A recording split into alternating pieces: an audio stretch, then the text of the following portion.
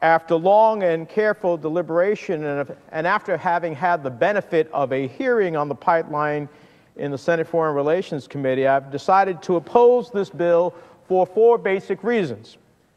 First, on the bill, I am deeply concerned that if approved, this pipeline will be the first of many pipelines opening one of the largest sources of carbon on Earth to exploitation.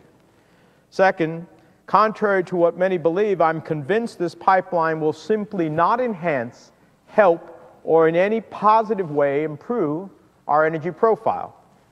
Third, in my view, it is completely absurd for Congress to take the role of permitting pipelines. It is a role we have never assumed and should not assume now.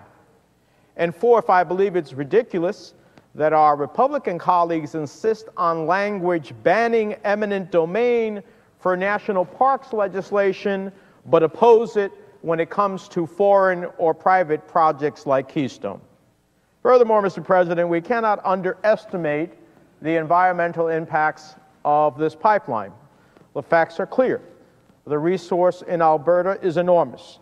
The tar sands formation's the size of Iowa.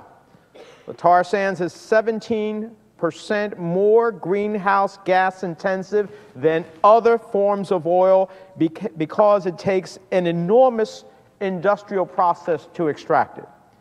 It's been estimated that if this resource were fully exploited, it would release more carbon dioxide in the air than the United States has emitted in its entire history. As James Hansen, one of the foremost climate scientists in the world, has said, building the Keystone pipeline would be, quote, game over for the planet. There are also more local risks. Over the weekend, landowners are seeing the pipeline spill in the Yellowstone River in Montana. It's happening right now. And landowners are wondering if their family farm will be the victim of a similar spill, wondering if property that has been in their family for generations can still be farmed and passed on to the next generation. And while some jobs will be created by the pipeline, the fact is, after 2 years of construction, it will create only 35 permanent jobs. 35. That's not a lot of jobs. If we want to create millions of permanent infrastructure jobs, I urge the supporters of the pipeline to support our efforts to increase transportation funding. I urge them to continue incentives for clean energy. I ask them to do all they can to help local governments rebuild water infrastructure systems. That's how we create permanent jobs that build our economy and help us keep our competitive advantage. By comparison, the number of jobs created by Keystone is hardly an argument for passage of this legislation. And as you all know, we also have the issue of eminent domain, the power of any governmental entity to take private property and convert it to public use subject to reasonable compensation. Now, many, including some of my most conservative friends on the other side, were outraged by the idea that eminent domain proceedings could be used to seize private property for private gain.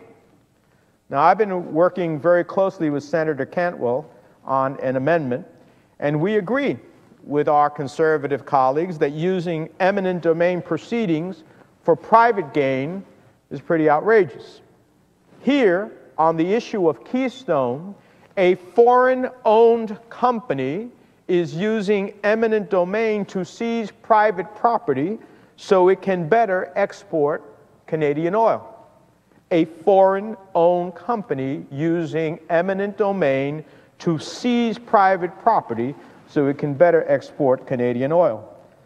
The project is not in the public interest, but clearly in the private interest. And Senator Cantwell and I feel this amendment should be a no-brainer, an easy amendment that every senator can support. Now, in recent years, Republicans have insisted on similar language prohibiting the use of eminent domain when we establish national parks. Well, if eminent domain cannot be used to establish a national park in the public interest to conserve our national treasures and preserve America's beauty for future generations, then surely it should not be used to benefit private interests, in this case, in the interest of a foreign owned oil company seeking to ship its product around the world. Which brings me to the amendment of the senator from Massachusetts. We know that oil that will flow through this pipeline will flow directly to foreign markets. And that's why I support the amendment from the senator from Massachusetts. Foreign oil is not subject to America's crude oil export ban, but whether it is shipped as crude or refined here and then exported, we all know that this oil is not going to help the American consumer. The intent of the Markey Amendment can be summed up very simply, using an old adage that President Reagan was fond of: trust but verify. For months now, supporters of the Keystone XL pipeline have been telling us that the tar sands that will travel through the United States will help advance our energy security. They've been telling us that the pipeline will bring a reliable source of fuel from a close ally, and that it will reduce prices at the pump, helping U.S. consumers and businesses. The Markey Amendment does nothing more than confirm the promises made time and time again by supporters of the pipeline. It would require the tar sands that travel through the United States stay in the United States.